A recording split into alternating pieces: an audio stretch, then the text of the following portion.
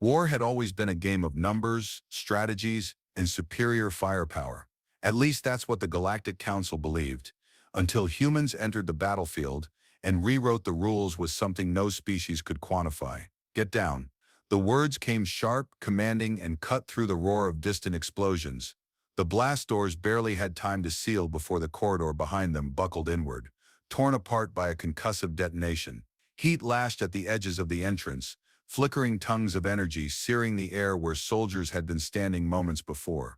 Drak Vuleth hit the ground hard, the impact rattling through his skeletal frame. His secondary arms twitched, disoriented by the aftershock. His breathing, normally measured and deliberate, had turned ragged, lungs drawing in the hot, ionized air of the burning passage.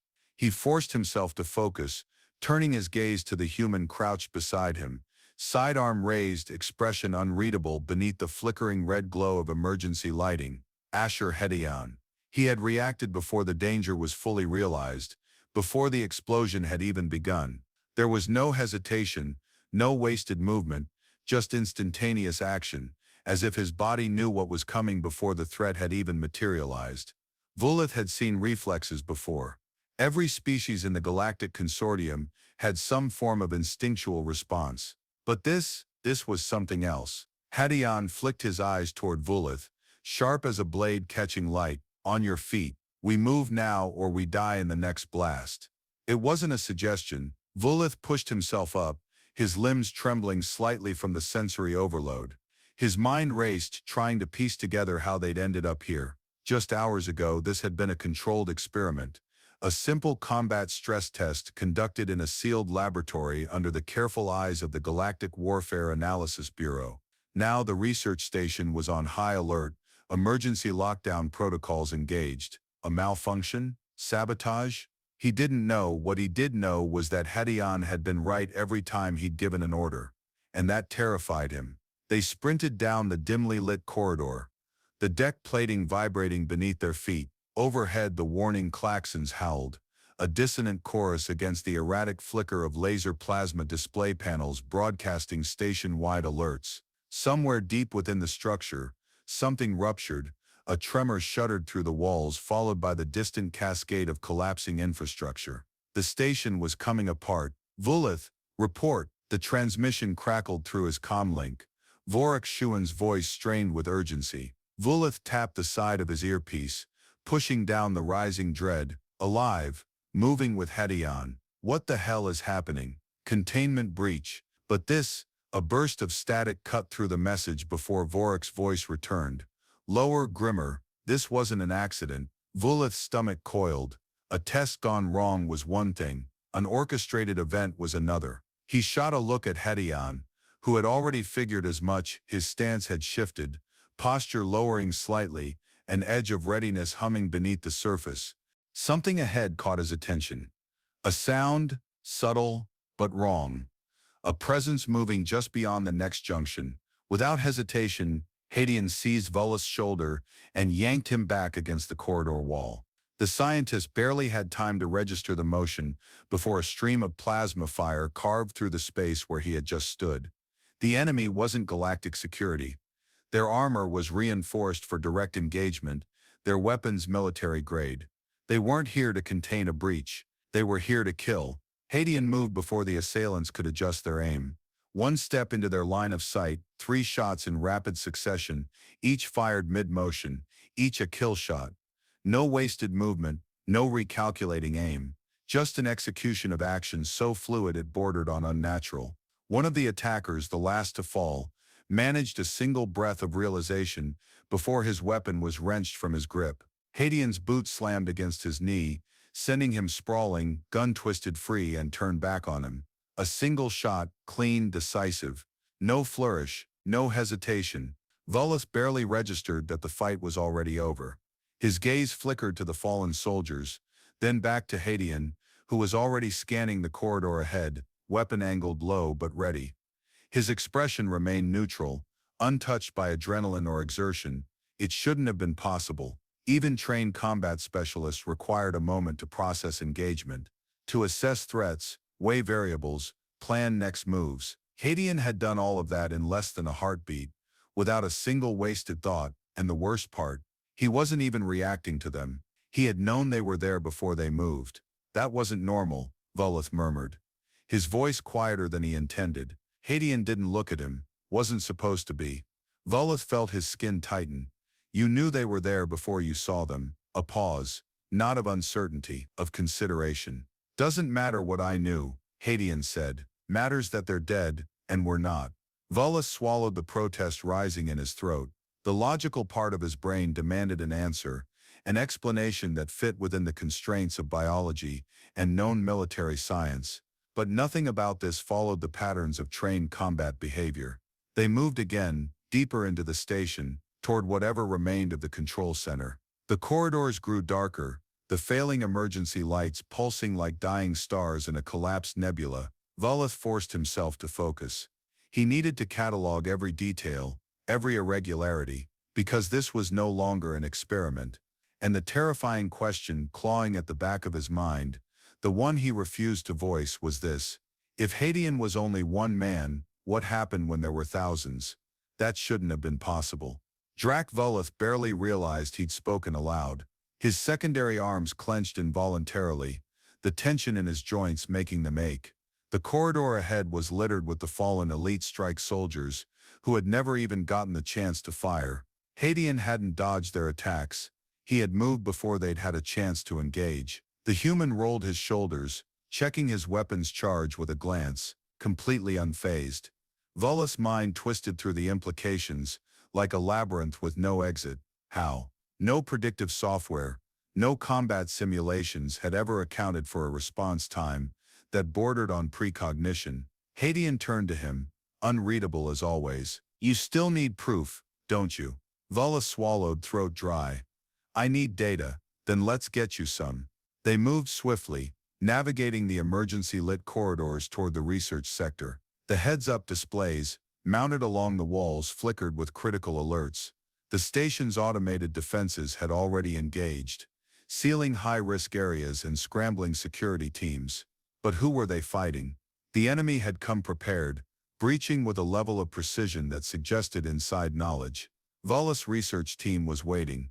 Vorak Shuan standing stiff-backed, his dark exoskeleton glistening under the amber lights. Kest Varun, face buried in the flickering graphs of the neural monitors. Dren Halos, arms crossed, a deep furrow lining his brow. You're late, Vorak grunted, mandibles twitching in irritation. We started the sequence 5 minutes ago. Hadian gave him a look that barely qualified as interest. Didn't want to waste my energy on training dummies when there were real threats running around. Varun's tendrils flexed, shifting shades of deep blue, mild concern. You weren't authorized to engage in live combat. Hadian scoffed, shaking his head. You think bullets care about authorization? Volith stepped forward, forcing control into his voice. We proceed with the experiment. They entered the combat simulation chamber. Walls curved inward, smooth and seamless, encasing the space in reinforced plating. The atmosphere shifted, a subtle difference in pressure signaling the locking of magnetic fields. Mounted turrets along the ceiling, adjusted slightly, tracking movement. The space smelled of scorched circuitry, the residue of past tests embedded into the walls. The laser plasma display above flickered to life, casting an array of shifting data across the reinforced glass of the observation deck. Volith exhaled slowly. This would be controlled, measurable, predictable. Unlike what had just occurred outside those doors. Hadian stepped into the designated zone, Halos instructed, tapping commands onto his control panel. Level 1 engagement will begin on my mark. Hadian moved to the center, rolling his shoulders. Whenever you're ready. The first wave came fast. A trio of automated drones burst from hidden compartments, converging with synchronized aggression. Their targeting systems locked onto Hadian in less than a blink. He was faster. A twist, a sidestep, not away but into their line of attack. His weapon fired, 3 shots in succession. One drone spun, sparks bursting from its chassis before crashing into the ground. The second wavered, thrown off by the momentum shift. The third, he caught mid-dive, twisting its metal frame with one hand before shoving it straight into the second.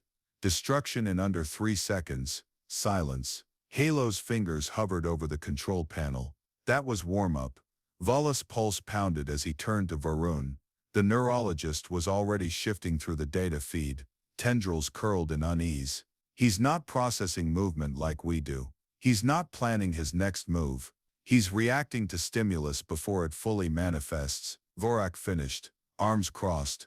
That's not possible. Then explain it, Wallace challenged. The next wave initiated. The lights shifted, dimming as the chamber altered its terrain. The walls expanded, exposing jagged obstructions. Automated sentries descended, dropping into position with silent efficiency. The ground itself began to rotate, shifting panels to create uneven footing. Hadian smiled, then he disappeared into the chaos. His movements were fluid, unnatural in their efficiency. The drones adapted, predictive algorithms adjusting angles, mapping pathways in real time. It didn't matter, he was ahead of them, always ahead. His body adjusted before the environment had fully changed, before the system had even locked onto his presence. A barrage of energy rounds cut through the air. He wasn't there when they landed. He pivoted, twisting through narrow gaps, evading attacks not by reacting, but by existing outside of expected movement patterns. Wallace clenched his fists. This wasn't just adaptation. It wasn't reflex. It was something deeper, something wired into his very being. The human body should have limits. Hadian didn't. Halo's voice broke through the rising tension. He's getting faster, not slower.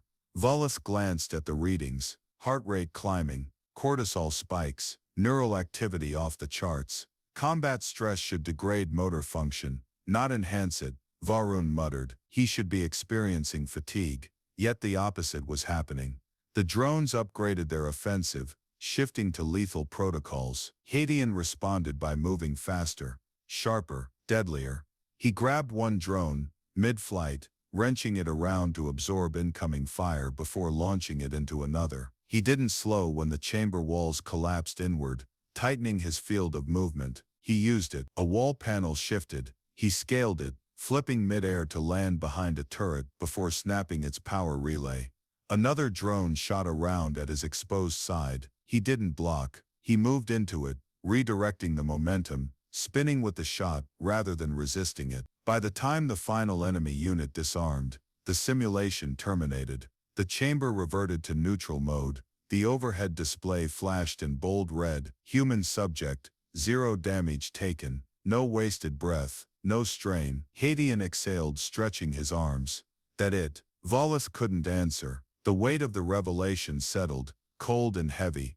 Varun's voice was quieter this time. His body isn't fighting under stress, it's optimizing. Vorak finished. Hadian turned toward them, unreadable as ever. Run the numbers. We done? The words hung in the air. But before Wallace could respond, the emergency lights flared. An automated alert rang through the chamber. Emergency lockdown.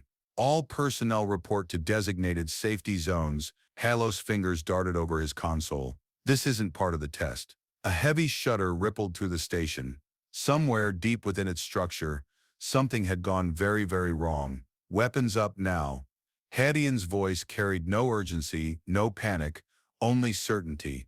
The kind that sent ice crawling up Wallace's spine.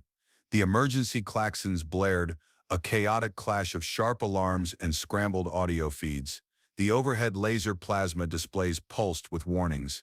Biological containment failure detected. Seal all sectors. The words flickered between languages, but the meaning was the same. Wallace turned to the research team. Wallace's stance had gone rigid, mandibles clicking with restrained tension. Wallace's tendrils curled close to his body, his skin a deep, unsettled shade. Halo stood by the control panel, eyes darting between data streams and the reinforced chamber doors. None of them moved. Hadian did. In a single motion, he crossed the chamber, slamming his palm against the security override. The containment bulkheads hissed as they slammed into place, cutting off the lab from the rest of the facility. Somebody tell me this is part of the test, Wallace snapped. Wallace barely tore his gaze from the neural readouts. There was no test scheduled. Wallace's hands curled into fists. This wasn't a drill. The air felt wrong, as if the station itself had stopped breathing. Hadian unholstered his sidearm, checking the charge before securing a secondary weapon from the emergency rack. His gaze never left the door. "Stay behind cover," he ordered. Halos exhaled sharply. "You don't even know what we're dealing with." Hadian didn't answer. Then the screams began, muffled at first, distant, then closer. A sound wet with agony twisting through the ventilation shafts like something alive. Volus' pulse slammed against his ribs. He reached for the nearest control panel, overriding the security lockdown just long enough to pull up a visual feed of the adjacent corridor. The camera flickered, then stabilized. Bodies, scattered across the floor, torn open with no pattern, no visible weapon signatures. The walls were streaked with something that wasn't just blood, a film-like residue, almost organic in texture, creeping along the metal plating. Then movement. A shadow shifted in the dim emergency glow, something wrong with its shape, its proportions. Volus' throat tightened. That was no strike team. The station hadn't been breached. It had been compromised. "Containment breach, my ass." Volus God breathed. Hadian didn't hesitate. "We're leaving, now." The first impact against the bulkhead rattled the floor beneath them. The second dented the reinforced plating. The third punched straight through, a claw long ridged with unnatural articulation, curled through the ruptured metal, carving the entry wider. Then it came through. Volus' brain struggled to categorize what he was seeing. It wasn't a species he recognized. Too many joints, limbs moving with an erratic insectile rhythm, skin layered with something half chitin, half organic, as if the exoskeleton had been grown rather than formed. Its eyes were wrong, bulging, but not from sockets, pulsing, reactive. It didn't hesitate. It lunged. Hadian fired first, a single shot, direct, unerring. The energy round struck the creature's skull, snapping its head back with a shriek, but it didn't fall. It recalibrated, adjusted, kept coming. A second shot, a third. Still it moved. Halos pulled Volus back, shoving him toward the secondary exit. "We can't fight this." Hadian stepped forward. "You can't." His movement shifted, posture lowering, weight adjusting. A combat stance unlike anything Volus had seen before. The creature lunged again. Hadian didn't fire. He moved. A sidestep so subtle the creature had no time to adjust. His left foot hooked behind its lead limb, momentum twisting its entire mass off balance. In the span of a breath, Hadian used its weight against it, pivoting, dropping his stance, and then driving his weapon up beneath the jaw, firing point blank. It stopped moving. Volus barely managed to find his voice. "You knew that would work." Hadian didn't look at him. "No, "I didn't." Another impact struck the bulkhead, this time from multiple directions. They weren't alone. "Exit." now," Hadian ordered. They moved. The corridors were shifting, emergency lockdown sequences, sealing doors, rerouting paths. The station was trying to contain whatever was loose inside it. Volus' mind raced. What was this? How had it gotten in? If this was biological warfare, who the hell had deployed it? Hadian took point, leading them through the failing structure with unwavering efficiency. Every turn, every corridor, he adjusted before the environment had finished changing. He wasn't reacting, he was anticipating. Volus risked a glance behind them. The creatures were following, faster than before. Their bodies were adapting to pursuit. Hadian noticed. His expression didn't change. They reached the secondary exit, a reinforced airlock leading into the station's emergency transport wing. Halos accessed the control panel, fingers moving too slow against the sequence override. One of the creatures rounded the corner. Hadian didn't give it the chance to reach them. He met it head-on. The impact should have knocked him back, should have forced a stagger. But Hadian moved with it, redirecting its own speed against it, twisting its frame into a brutal reversal. He didn't kill it outright, he disabled it. A joint snap, a crushed nerve cluster, a tactical dismantling. The creature shuddered, but didn't scream. It processed the damage, calculated its next move. Hadian didn't let it. The final shot buried deep, not random, not lucky, deliberate. The creature fell, the door released. Halos pulled them through, sealing the lock behind them. Volus could still hear them, the sounds of adaptation, of pursuit recalculated. They were learning. Hadian exhaled, wiping something dark off his sleeve. His breathing hadn't changed. Volith turned to him, feeling the weight of the answer before he even asked the question. You weren't fighting them. Hadian finally looked at him. I was surviving them. Volith's stomach coiled, because now he understood. This wasn't just skill. This wasn't just instinct. This was something far, far worse. And the only thing more terrifying than what they had just witnessed was what would happen if an entire species of humans was pushed to the brink. You need to listen carefully. This is not an exaggeration. It's a warning. Drak Volith's voice cut through the dimly lit chamber, his words measured, controlled, but carrying the weight of something irreversible. The Galactic Council's Security Summit chamber loomed around him, its curved walls lined with laser plasma displays, casting stark tactical readouts across the air. The faces before him, fleet admirals, high strategists, war planners from a dozen species, watched with varying degrees of skepticism, their expressions flickering between dismissal and unease. He understood their hesitation. What he was about to tell them rewrote the fundamentals of war. The display pulsed, shifting to show a three-dimensional battle analysis. Data streams flickered across the surface, casualty rates, projected combat efficiency models, real-time physiology readings. Volith inhaled slowly, feeling the weight of the room pressing against him. Humans do not fight like any species we've encountered, he began. They do not operate within expected parameters. Their survival instincts do not follow standard predatory logic. And most critically, they do not weaken under stress, they adapt. The council remained silent, but the tension thickened. We studied one subject, Volith continued, gesturing toward the data, a controlled test, a single human operative, isolated in a combat simulation, exposed to increasingly lethal conditions. He hesitated for a fraction of a second, then spoke the truth aloud. Instead of degrading, his combat efficiency improved. Exponentially, murmurs rippled through the chamber, some dismissive, others concerned. A Xyrilian war strategist leaned forward, his armored frame shifting against his seat. An anomaly, he said, tone clipped. One soldier does not make a war doctrine. Volith's gaze didn't waver, then explain this. A new feed overlaid the tactical display,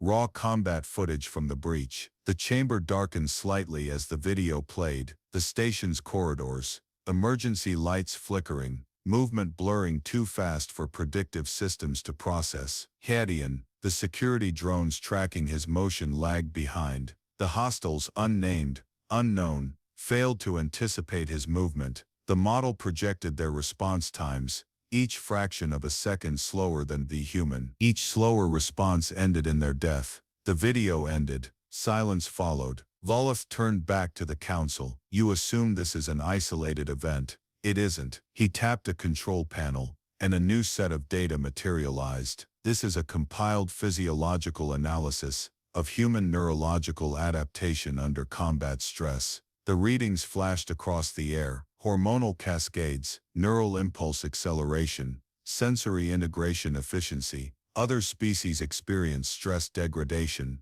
impaired motor function, compromised decision-making, increased reaction delays. Humans, their bodies reconfigure under pressure. Their nervous systems rewire in real time. They do not react slower when pushed to extremes. They react faster. A Siren admiral, whose species prided itself on meticulous calculated warfare, exhaled sharply. You're telling us they biologically override their own limitations? That isn't. He stopped himself, because the data was undeniable. Volith nodded. They are built for high-stakes survival. That is why standard attrition warfare does not work against them. Another strategist, this one from the Vrex Dominion, frowned. All species have limits. You claim humans don't. Volith didn't argue. Instead, he brought up the final feed, a real-time battlefield report. The Lasser conflict, an engagement that had begun a week ago between a human-led task force and an enemy fleet 20 times its size. The projection showed expected outcomes based on every known military doctrine. The human fleet should have suffered complete annihilation within 2 cycles. Instead, play the intercepted footage, Volith instructed. The chamber fell into silence as the battle unfolded before them. Human ships breaking formation, intentionally, calculating weak points in real time, adapting to damage mid-engagement. Their maneuvering defied predictive modeling. Enemy response patterns, too slow. Every assumption of fleet-based combat strategy failed, and then the final timestamp flashed, recorded only hours ago. The human task force won. They had no numerical advantage, no technological superiority. The only factor was their ability to turn chaos into a weapon. A sick realization swept through the chamber. The humans should have lost. Instead, they'd grown stronger the closer they got to destruction. The reality settled across the assembled leaders, with the weight of an event that could never be undone. Volith let the silence stretch, then delivered the final truth. You have been operating under a false assumption. You think humans can be cornered, overwhelmed, outmatched. That is incorrect. He leaned forward, voice steady. The moment you push them to the edge, the moment you think you have them beaten, is the moment they become the most dangerous force in the galaxy. The chamber pulsed with unease. The Siren Admiral's mandibles twitched, a rare sign of apprehension. The Cyril war strategist exhaled slowly. Then the only solution is to remove them before they reach that threshold. Volith met his gaze. That is the only way to guarantee victory. You must destroy them before they realize they are in a losing position. Otherwise you will not win, ever. Silence. Then the council leader, a being whose voice had directed wars across entire star systems, finally spoke. This changes everything. Volith, yes, it does. A security officer entered the chamber, face tense. He handed a newly updated report to the council leader, who scanned it briefly before his expression shifted from unease to full-blown alarm. What is it? A Dominion general demanded. The council leader looked up, eyes dark. We have just lost another fleet. To humans, tension snapped through the room like a breaking fault line. The Siren Admiral's posture stiffened. How? The same way they always do. Volith answered. The council chambers erupted into movement, advisors issuing commands, strategists calling for reassessment, fleet leaders demanding updated engagement protocols. And in the chaos, Volith stood still, because he had already realized what they had not. It was too late. The emergency war summit had been called, but the war, it had already changed. Tell me this is a joke. Vorik Shuan's voice carried none of its usual skepticism. It was flat, heavy, the kind of tone used when the mind refuses to accept what the eyes already know. The laser plasma display above them flickered through the latest classified war report. It didn't need interpretation. 3 enemy strongholds. Gone. Not weakened. Not crippled. Obliterated. Minimal losses on the human side, Hilos muttered, scrolling through the casualty statistics. His expression was unreadable, but his posture had shifted, shoulders stiff, breathing deliberate. Volith's gaze stayed locked on the tactical overlay. This wasn't just another battle. This was a restructuring of the entire power balance. The war hadn't escalated. It had ended, and the galaxy had lost. We underestimated them, Kest Varun finally spoke, his voice quieter than usual. Again, the chamber's silence deepened. The council knew. Every expression in the room, tight jaws, clenched appendages, unreadable stares, they all knew. Volith exhaled through his nose, steadying himself before stepping toward the main council table. This was the moment that defined everything. The data does not lie. Conventional warfare is no longer viable. Humans do not respond to it the way other species do. We have measured every possible response variable. We have accounted for every combat scenario, and every single time, when backed into a no-win situation, they do not break. They do not retreat. They adapt. They rewire. They become stronger. The Siren Admiral, whose military doctrine had dictated war strategies for over a century, leaned forward, his mandibles twitching. So what do you suggest, Volith? His voice was slow, calculating. That we surrender. Volith didn't answer immediately. He let the weight of the question settle. You can't surrender a war that was lost before you realized you were fighting it. A murmur rippled through the council chamber. Discomfort, resentment, fear. A Vrexian war marshal, his armored plating shifting with agitation, growled, "You expect us to do nothing, to sit here while they reshape our space into their own domain. You're assuming they want to rule," Volith countered. "What if they don't? What if they never did?" The words froze the conversation. The council had framed the discussion around defeat, occupation, control, the way wars always ended. But humans, they didn't fight like any species before them. Why should they end wars the same way? A tension built in the air, thick enough to cut. The chamber's lights dimmed slightly as new reports flooded in, tactical overlays, shifting to accommodate the growing pattern of losses. The humans weren't expanding, they weren't conquering, they were removing obstacles, strategically, efficiently, unstoppably. Volith turned back to the council. You have two choices, he stated, voice controlled but firm. You can attempt a preemptive strike. You can gather every fleet, every weapon, every soldier we have, and throw them into a battle that will not end the way you think it will. Or he let the word linger. We change our thinking before it's too late. A deep silence followed. A diplomatic officer, one of the few in the room without military insignia, spoke hesitantly. Negotiate. It was not a question. It was a word spoken with the hesitation of a man, realizing he had reached the edge of a cliff with nowhere left to step. Volith nodded.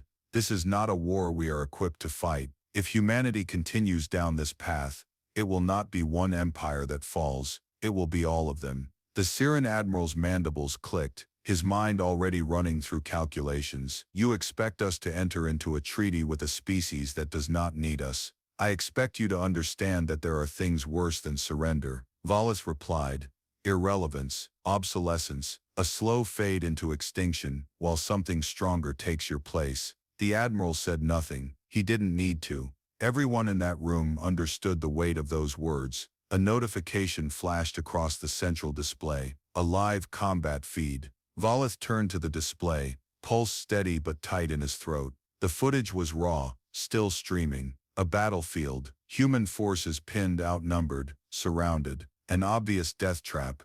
And yet, he was there, Hedion. His team shouldn't have been winning. The enemy had every advantage. Tactical superiority, firepower, positioning. It didn't matter. Hedion moved through the chaos, faster than thought, more precise than calculation. Every action was not just efficient, it was inevitable. He wasn't reacting, he was ahead of the battle itself. And then he smiled. Volith's breath caught in his throat. Hedion, cornered, outgunned, facing the certainty of destruction, grinned. And then he won. It wasn't a victory, it was a shift in reality. The enemy didn't lose. They were erased. The transmission ended. The chamber was silent. Volith exhaled slowly. You were never fighting an anomaly. His voice was quieter now, but it carried across the room. You were fighting something inevitable. The council did not move. The war had changed. The only question left was whether they would survive the future they had created. As Volith turned away, he allowed himself a single thought. The worst thing the galaxy ever did was teach humans how to fight. And now it was too late to stop them.